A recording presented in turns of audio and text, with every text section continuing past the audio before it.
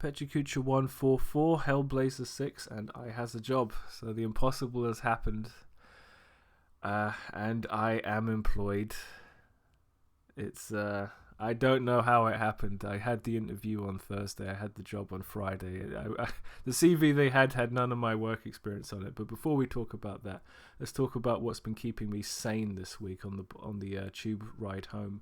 Hellblazer Constantine, Volume 6 of the legendary Garth Ennis run from the 90s. This is strong stuff, and it's brilliant, and I'd love to write this, but I feel like I couldn't. It's brilliant stuff.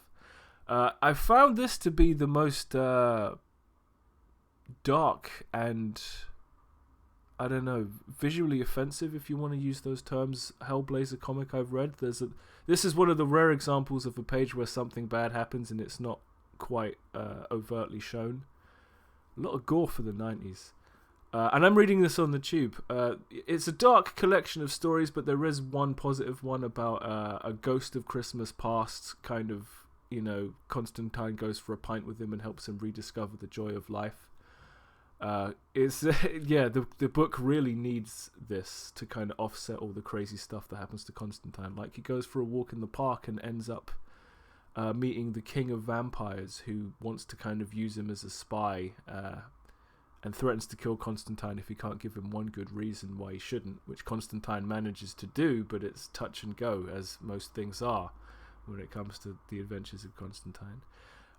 There is another positive point in Constantine's life at this juncture. He gets into a relationship with Kit, Irish lady he's known a long time, who is maybe the only woman. This is a guy that tricks the devil, and Kit might be more than he can handle. I'm not sure how that works out in the long run. I feel like I'm reading these out of secrets because I am. There's a story of a royal family member being possessed by a demon that is the same demon that possessed Jack the Ripper, and this book also makes mention of William Gull, the same person Alan Moore attributed to the Jack the Ripper killings to, so that's interesting. And what do I have in common with Brock Lesnar? It turns out that now we are both independent contractors. That's a wrestling joke, right? So I'm employed in an office job, but I am legally and technically self-employed, I've been told. I have to fill out tax returns and invoice my employer to be paid. Yes, it's an office job, but it's not quite so bad. It's in central London. It's a really nice working space. It would be it's a shared office space, and I think there's the building could contain graphic designers and financial companies and all kinds of things. It's a nice working environment. What is the company in question? My Community Bank. That's not what they trade under. It's complicated. I don't even know what's going on. They're a credit union, which means they're a bank, but not really. You can't just get a saving account with them. There are eligibility criteria, and it's my job to explain what those are, as long as verify them and all kinds of other things. Yeah, so this is my first 9-to-5 office job, and the rush hour is real. It's disgusting, and it's dangerous, I think, for one's health. I've been given a bit of flexibility when I show up, and that's taken the edge off, because god damn it, everybody's trying to get to the same place at the same time, and queuing is just a part of your day. You've got to queue to get on the tube, you have to queue to get out of the station, you have to queue for lunch. I'm glad I went to Comic-Con this year, because it really prepared me a little bit for this. It's not this bad, except when it's time to get onto Chancery Lane Station at the end of the day. It's ridiculous. But the thing about having a full-time job is I suddenly have no time. I have about 2 hours a day to do what I need to do to be ready for the next day, and try and find the time to do something interesting. I've been trying to find the time all week to do a daily sketch. Couldn't do it.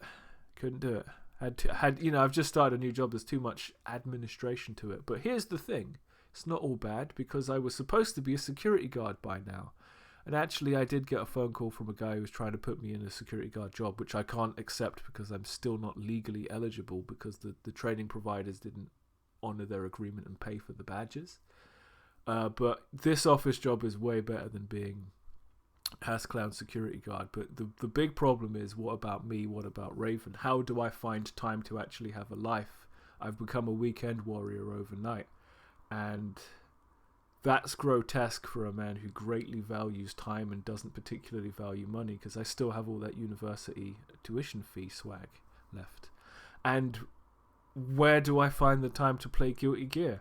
Love me some Guilty Gear, but I cannot logistically fit it into my week, and I'm afraid to put it into my weekend for fear that I'll screw up something else that needs to be done. Like today, I need to check how to register as self-employed.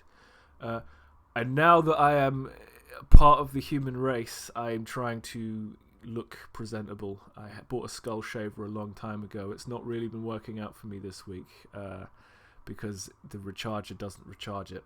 So it ran out of batteries on Thursday and I can't do anything about it. Apart from Hellblazer, watching comic tropes this week has been a real anchor point for me. I've had some very high quality entertainment in very short doses, and it's really been beneficial. I don't know how long I can continue that for. I'm watching some real silly stuff as well. And while I was talking to employees at the new job, I did kind of show a couple of people my old comic book art, and it actually reminded me I'm not as bad at this as I think. And even though I feel no compulsion to draw right now, I don't want to give up on it. I just have to figure out how to fit it in. So sad clown of the week is me, not because I have a job, but yeah, there's that, but because I managed on the hottest day of the fucking year to somehow catch a cold. So I'm going to spend the rest of my day doing what I've got to do, as well as trying to figure out how to not sick up rush hour tomorrow, not sick up my office, and how to basically be talking all day on the phone when I've got a nasty fucking cough. I've managed 6 minutes here, so maybe I can manage 8 hours tomorrow, but God only knows. I hope, because I don't want to stop doing the Pecha Kucha, I hope going forward in the next few weeks and months, I can find a balance where I do bring up the artwork level. It's not like I'm going to trade in my Cintiq or anything. But the job's not hard, but 8 hours is 8 hours, and by far the hardest part of this job is actually getting there and coming home. Rush hour kills. It kills. Working from home is the best, but being paid for your work is even better. So that brings us to the end of Pecha Kucha 144, and I will see you next time.